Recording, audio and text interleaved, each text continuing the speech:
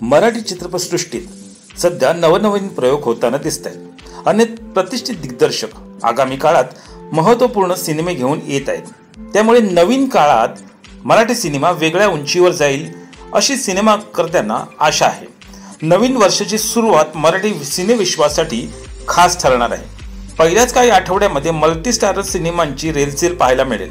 मुक्काम पोस्ट बोंबिलवाडी, संगीत Manapman, jalebi, first class Dabhade, गोल गोल राणी, प्रेमाची गोष्ट 2 या अंकुश चौधरी दिग्दर्शित पुन्हा साडेमाडे 3, संजय जाधव दिग्दर्शित येरे येरे पावसा 3 आणि पुन्हा दुनियादारी या सिनेमांचा समावेश आहे।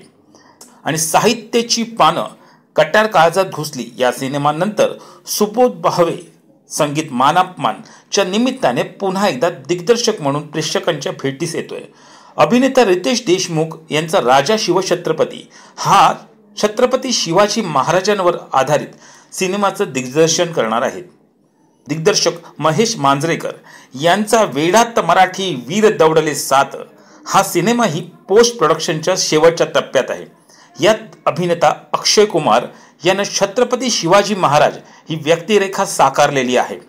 वास्तववादी धाटणीच्या चित्रपटामधून वेगळं दाखवून देणारा दिग्दर्शक भाऊराव कराडे साहित्यरत्न अण्णाभाऊ साठे यांच्या फकीर या कादंबरीवर सिनेमा करतो, तर शिवाष्टक सिनेमासह दिग्पाल रांजेकर लवकरच मुक्ताई हा चित्रपट नववर्षात प्रदर्शित करणार आहे।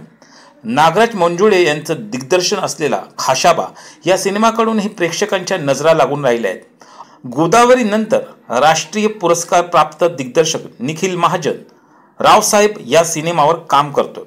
या सिनेमात मुक्ता बर्वे, मृण्मयी देशपांडे, सोनाली कुलकर्णी आणि जितेंद्र जोशी यांच्या प्रमुख भूमिका आहेत।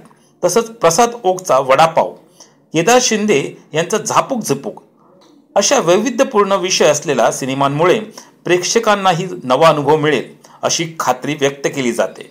व्हिडिओत काही आवडलं तर नक्की पुढच्या व्हिडिओत भेटू। तोपर्यंत पाहत राहा